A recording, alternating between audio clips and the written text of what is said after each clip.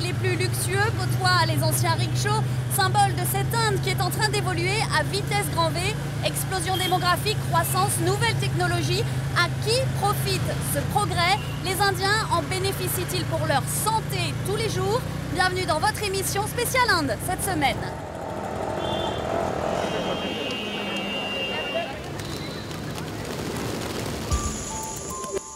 Au sommaire de cette aventure indienne, la puissance de l'industrie des génériques fait de plus en plus trembler les grands laboratoires pharmaceutiques occidentaux. Alors ils contre-attaquent en justice. Le Suisse Novartis traîne le gouvernement indien devant la Cour suprême. En jeu, les brevets des médicaments et leur accès pour des millions de personnes.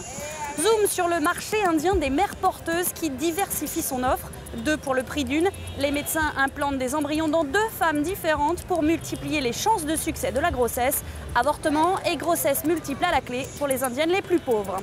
L'évolution sociale se fait-elle au prix de la famille? En Inde, les crèches 24 heures sur 24 se développent pour ces classes moyennes supérieures qui ne comptent pas leurs heures au travail. Une nouvelle génération de jeunes indiens sans repère va-t-elle émerger? Nous avons demandé son avis à une psychologue indienne. Nous sommes à Bombay dans le Medicine Market, ce qu'on appelle le marché aux médicaments. Et pour cause, ici s'alignent des dizaines et des dizaines de pharmacies qui vendent souvent, comme ici, des produits peu chers. Souvent ce sont des génériques produits ici dans le pays. Vous savez qu'on appelle souvent l'Inde la plus grande pharmacie au monde. Mais un laboratoire essaye de changer la donne. Le Suisse Novartis traîne le gouvernement indien devant les tribunaux. L'affaire pourrait tout changer. Reportage.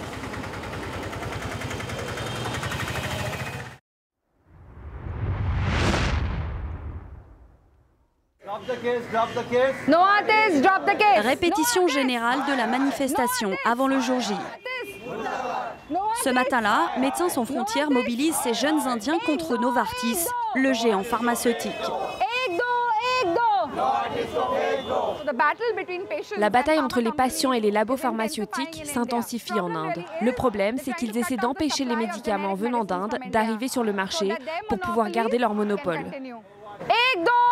Au cœur du problème, il y a la question des brevets. Quand un laboratoire pharmaceutique trouve une nouvelle molécule, il obtient une sorte d'exclusivité pendant 20 ans. Le prix est fixé sans compétition aucune. À l'issue de ces 20 ans, le brevet tombe dans le domaine public. D'autres laboratoires peuvent alors le copier, une concurrence qui permet au prix de chuter naturellement. Les laboratoires, eux, ont trouvé la parade, modifié très légèrement la formule d'origine de leurs médicaments et demandé un nouveau brevet. On appelle ça l'evergreening. La pratique est très courante en Occident. Mais pour Novartis, les brevets sont totalement justifiés. Sans brevet, il n'y a pas d'innovation possible pour de nouveaux médicaments. Et sans ça, il n'y aura pas de générique à l'avenir, dans tous les cas. C'est un cycle. New Delhi refuse d'accorder un brevet à Novartis pour le Glivec, son anticancéreux. Et pour cause, rien de complètement nouveau, le composant principal du médicament a été découvert il y a près de 20 ans. Nous sommes dans l'empire des génériques, chez Natco. Ici, on fabrique des copies de médicaments de marque en masse et pour bien moins cher. Les génériques en Inde, c'est un marché de 8 milliards d'euros par an, des exportations en majorité vers l'Asie, l'Afrique et l'Amérique du Sud. Et voilà ce qui agace Novartis. Vinat, la copie conforme de son anticancéreux, 10 fois moins cher que l'original. Tous les médicaments ne justifient pas un brevet. Il faut étudier les choses sous de nombreux angles. Une efficacité renforcée ne le justifie pas. Ça doit être un tout nouveau produit, une nouvelle molécule, une innovation, une invention. Et c'est ici que tout va se régler à la Cour suprême. New Delhi a reconnu très tard le système des brevets est sous la pression internationale, mais a ajouté dans la loi un paragraphe unique au monde qui interdit l'evergreening. Ce qui n'arrange pas vraiment les laboratoires, alors Novartis monte au front pour toute l'industrie pharmaceutique. Car bien sûr, il ne s'agit pas d'un seul médicament. Le cas pourrait faire jurisprudence et remettre en cause toute l'industrie pharmaceutique indienne des génériques.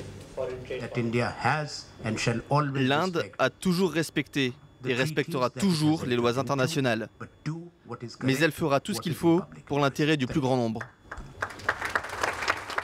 Et voilà justement le plus grand nombre. Des Indiens comme Sidesh, qui n'ont pas d'argent pour se payer des médicaments. Il est leucémique.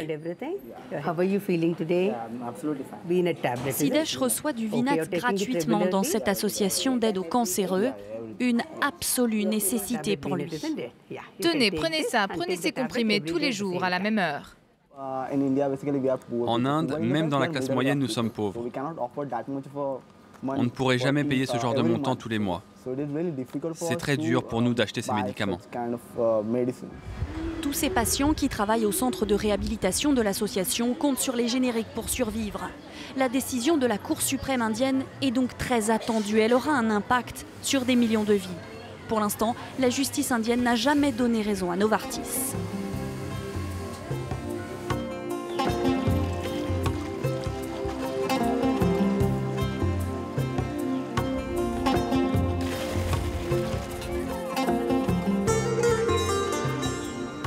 Chaque matin dans ce petit village du Rajasthan, les femmes viennent ici chercher de l'eau, de quoi subvenir aux besoins de leur famille pour la journée.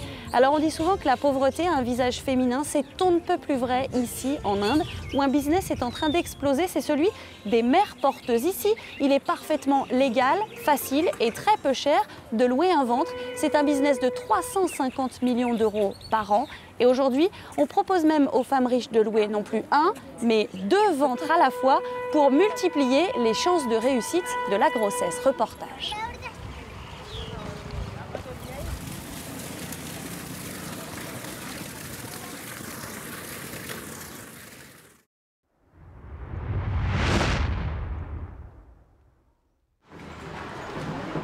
C'est une clinique qui marche tellement bien qu'elle s'agrandit. Ça amuse les patients, mais pour le docteur Bakshi, c'est d'abord un moyen d'augmenter son chiffre d'affaires. Là, il y aura la salle de collecte du sperme. Le docteur Bakshi est l'une des spécialistes de la maternité de substitution. Elle propose à tous ses patients un catalogue de mères porteuses locales. Pendant 9 mois, ce sont des Indiennes qui auront dans leur ventre un enfant voulu par d'autres. Le recours à des mères porteuses est autorisé, c'est légal ici. Et puis les gens viennent pour le prix et la qualité du service qui est très bon. Je dirais même qu'il est supérieur à ce qui se fait ailleurs, aux États-Unis par exemple. Alors les gens se disent, pourquoi pas l'Inde? Car l'Inde n'a pas de limite. Pour multiplier ses chances de réussite, le docteur Bakshi propose plusieurs mères porteuses à ses patients. Et chacune d'entre elles peut accueillir jusqu'à 5 embryons. Tout cela pour 20 000 €, soit 5 fois moins cher que ce qui se pratique partout ailleurs dans le monde. Rekha porte le bébé d'un couple d'Australiens. Si l'accouchement se passe bien, la jeune femme touchera près de 2 000 €, 3 fois le salaire moyen indien sur une année. J'ai 3 enfants à nourrir et mon mari ne gagne pas assez non plus. C'est pour ça que je fais ça. J'ai besoin de cet argent. Ce commerce sans aucune règle est dénoncé par plusieurs associations. Il n'y a pas de loi sur les mères porteuses ici en Inde. Seulement un code de bonne conduite. Et personne ne sait s'il est vraiment suivi. Quelqu'un a-t-il déjà entendu ou vu des médecins se faire attraper pour ne pas avoir suivi ce code? Personne. Ils exploitent simplement quelques pauvres femmes. Les cliniques prévoient même en effet des résidences réservées aux mères porteuses.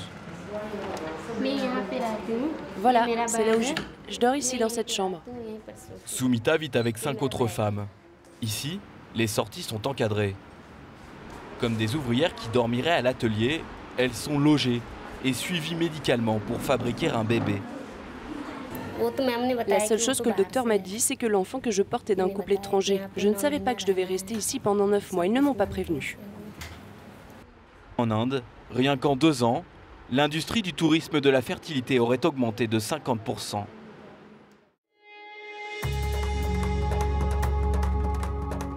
C'est la maison la plus chère au monde, un étalage de richesse, 1 milliard de dollars en plein cœur de Bombay, une piscine, un héliport ou encore une station-service dans ce seul bâtiment de 37 000 mètres carrés. Aujourd'hui, en Inde, tout paraît possible pour cette classe moyenne qui cherche à gravir l'échelle sociale et qui est en pleine mutation. Et du coup, des services leur sont offerts. Des services sont offerts pour ces Indiens qui ne comptent pas leurs heures au travail pour gravir cette échelle sociale. Des crèches 24 heures sur 24 pour leurs enfants. Reportage à Hyderabad, dans le sud-est du pays.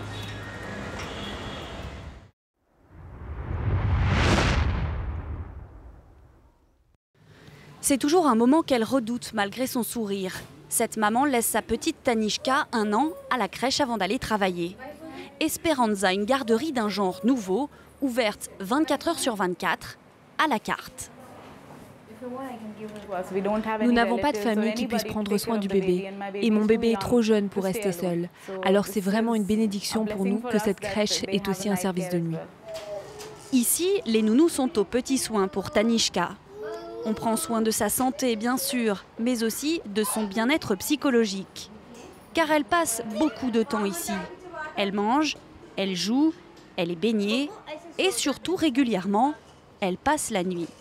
La crèche perpétuelle, le concept vient de voir le jour en Inde pour des parents dont la vie professionnelle impose de lourds sacrifices familiaux. De nos jours, en Inde, il y a de plus en plus d'entreprises dans l'informatique et la plupart des gens qui travaillent dans ce secteur travaillent en fonction de l'heure des États-Unis ou du Royaume-Uni. C'est pour ça qu'ils ont besoin de centres ouverts 24 heures sur 24.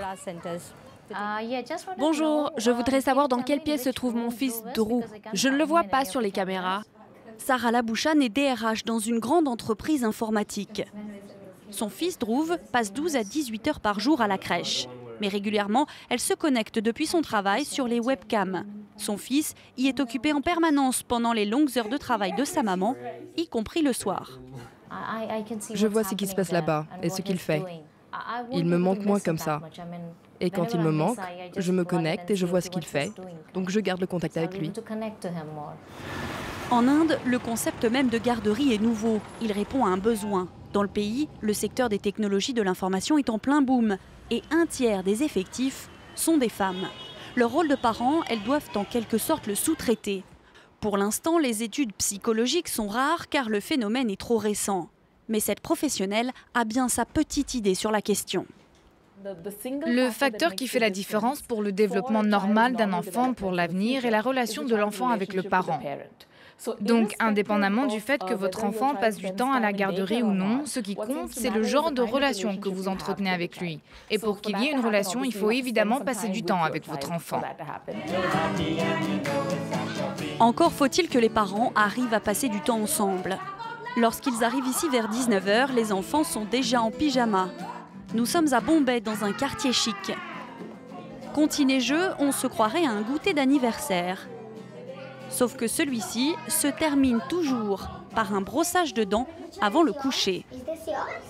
Aujourd'hui, la crèche ferme à 2 h du matin, mais dès le mois prochain, elle restera ouverte 24 heures sur 24.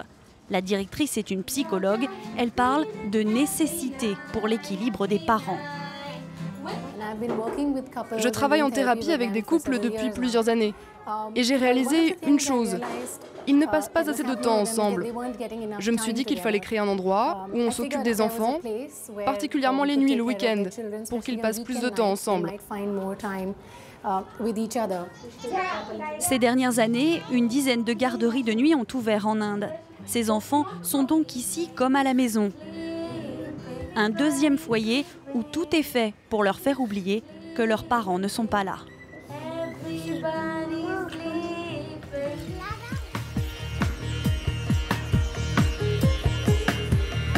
La révolution de cette société en mouvement est bien loin d'être achevée. D'ici 20 ans, la classe moyenne indienne pourrait être multipliée par 10 et les décisions prises ici en termes de santé publique auront des conséquences bien au-delà des frontières indiennes. C'est la fin de cette émission entièrement réalisée en Inde. Merci d'avoir été avec nous, merci à toutes nos équipes et à très vite sur France 24.